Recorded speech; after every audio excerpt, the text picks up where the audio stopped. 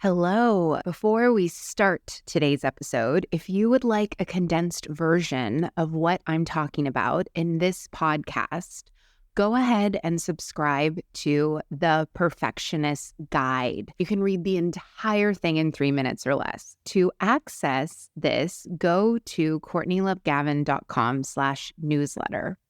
Are you a bit of a perfectionist? Type A, hyper performer? Then you know that having the audacity to see an ideal and bring it into reality while breaking generational habits of hustle can be tough, but it doesn't have to be. If you are ready to burn bright instead of burning out, to lead without losing yourself, and to enjoy the life you have worked so hard to create, then keep listening. I'm your host, America's leader on rewiring perfectionism, CLG, and this is Perfectionism Rewired, the podcast. Welcome to Perfectionism Rewired, the special road trip episode. As I have been driving back in thick traffic to my home in the crown jewel of California, Santa Monica, California, I returned late last night, Friday, from Atlanta, Georgia, where I spent the week with a bunch of other bad bitches, aka feminist CEOs. Many of these women I have known for over a year and have become some of my close friends and confidants, but I have never met them in person. I'm a firm believer, if you can be compelling and exciting and entertaining and just an all-around joy to be around when we're on fucking Zoom, then bring that shit to IRL. It's like, whoa, a party. And that is exactly what it was. But what I wanted to share with all of you is my journey in getting there and deciding to go, because I originally was not going to go. Day one was Tuesday, and I booked my flights that Friday morning. My hesitancy for going was because I had put up an arbitrary goal for myself in my business, and I had not hit that goal. And so I was telling myself and believing that I did not deserve to be there. It wasn't practical for me to go. If I'm going to have a week to myself where someone else is taking care of childcare and my clients are on an integration week, a part of me that I am reshaping the neural pathways on, a very conditioned part of me, looks at the time and is like, what else could you be doing with that time? And just a very, very patriarchal bullshit type thing. I looked at what we were going to be doing and the itinerary, and it was a lot of fun, desirable type things. We did a photo shoot with a very wonderful photographer, and we got these tarot readings and energy healing. And there was this belief that things need to be hard or excruciating or painful, and I need to earn joys in my life. I had not, quote unquote, earned it because I had not surpassed a personal goal as CEO inside CLG coaching.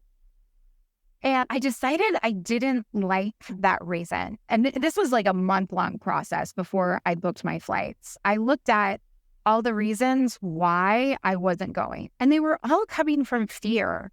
Fear that I would be disappointed by the experience, fear that I would disappoint myself, fear that the money, that the investment that I would make on that, there's, 1,000 other places where I could be putting that amount of money. We can convince ourselves of anything. And I believe that us with neurodiverse brains can especially convince ourselves of anything. I had really convinced myself that I wasn't going. I had all these reasons why I wasn't going. And then as it started to get closer to the event, I realized by me not going, I was reinforcing all of the beliefs and the identity that I am actively working on shedding and dissolving, which is the identity of someone who has to work hard, who has to sacrifice part of herself, who abandons herself, who only gets things that she quote unquote deserves, who doesn't belong and doesn't fit in, and that things are harder for, which is not, as I say all of this, these are subconscious, unconscious type beliefs. These are not things like actively, consciously choosing for myself, but I am when I investigate my actions and my behaviors and my habits and the overall sentiment. I could tell that my true self, my sacral, it was like a yes to go to this. I just want to say I'm sharing my story using my own personal example of going to an event in Atlanta. But it's not about the event or how much it cost or that I didn't hit the goal. Or it's not about the circumstances, as I just talked about in the last episode number 97. If you haven't listened to it, pause, listen to it right now. And if you already have, listen to it again. It's that good. And it's about, we have these opportunities in our lives, these port keys, these portals, these decisions, these micro moments that we have the opportunity to quantum leap, that we have the opportunity to expand, that we have the opportunity to shed and burn and let go of who we were and to free ourselves really for who we are designed to be. And what happens is we don't even question it. And a lot of the time, because the feeling around it that we have is icky. And when I say icky, this is a huge, huge misconception. It plays smaller than the baller that you actually are. I need to trademark that. You're being 20% as fucking amazing as you could be. Like there's a whole 80% of untapped wonderfulness inside of you. Because when you start to flirt with your own possibility, it feels like shit. It feels like icky. And you let that be a deterrent. So that's why I'm here sharing my icky. I felt a lot of icky throughout this entire process, but I didn't let it stop me. I also didn't pretend that it didn't exist. I got coaching on all of the emotions that were coming up for me and everything that I thought would go wrong. When you dig into the why, like, I'm going to disappoint myself. What's going to be disappointing? Or like, what's going to go wrong? One of my hidden reasons was that I could die in a plane crash, which I am a former data obsessive nerd. So I know that the odds of me dying or perishing are way, way, way higher by me just driving, stepping outside than it is for me to actually die in a commercial plane flight. Private, that's a whole other set of statistics. I was looking at it and I was like, oh, okay. So there's a part of me that's like really scared because I've never done this before at this level of investment, at this level of like the stakes were just really high. A way that I explained it to my friend was that it feels as though I am at the blackjack tables, but it's at least like $1,000 a game. That a high roller. Yeah. That's what I was feeling I was at by making this decision to go to Atlanta. And it's very similar to the feeling my clients experience when they decide to hire me as their coach and their energy healer. Sometimes it's because there's money involved. A lot of times it's because they're deciding they're going to be in devotion to themselves for 6 months, that they're actually going to improve their life and they're going to feel better. And feeling better, it doesn't feel better immediately and on the way there. I mean, even the night before, like hours before my flight, I did not want to pack. I was like, well, fuck it.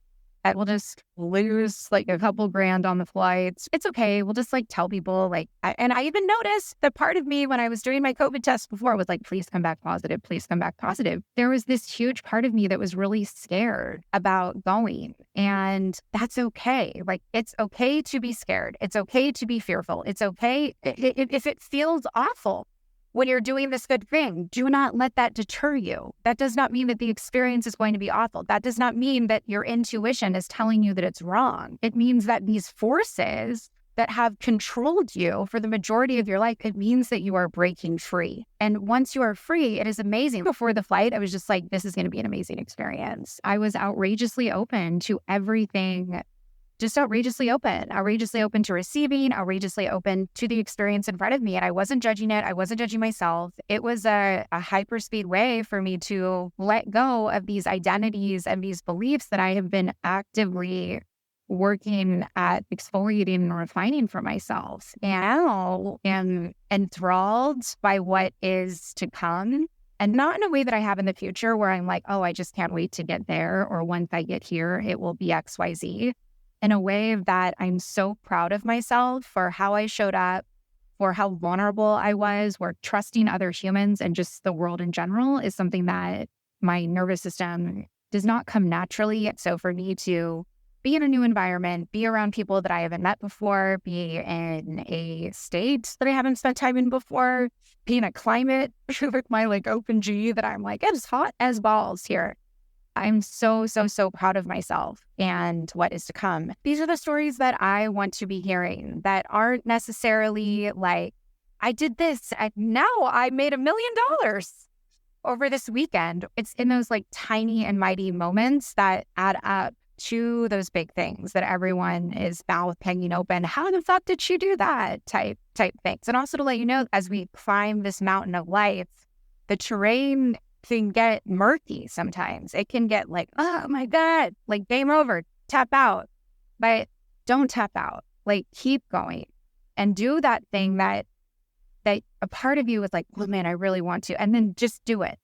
Literally just do it. Take that step forward. Your challenge, should you choose to accept it, is to look at what you're not doing or what you want to be doing. I think hiring me as your life coach is probably up in your top 3 and why you're not doing it. And then to decide, fuck the reasons, but decide what version of you is that coming from? Because for me, it was coming from someone who was scared. And your brain can call it practical, because my brain loves to say it's fiscally irresponsible. That's my brain loves to play the integrity card. Brains have a lot of highly sophisticated ways to keep us in shackles. None of them are actually true.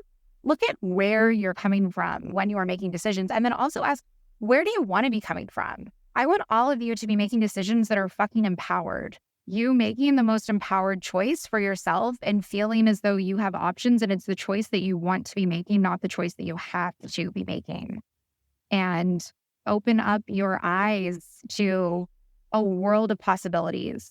If you are ready to stop playing at 20% and get to 100%, to no longer sit in meetings and not speak up, for the next evolution of you in your career, in your business, requires you being seen at a higher level. If you're nodding your head yes, listen closely, because I might have the solution you've been searching for. My Perfectionism Rewired Accelerator, a 6-week, highly individualized one-on-one coaching experience designed exclusively for perfectionists like you.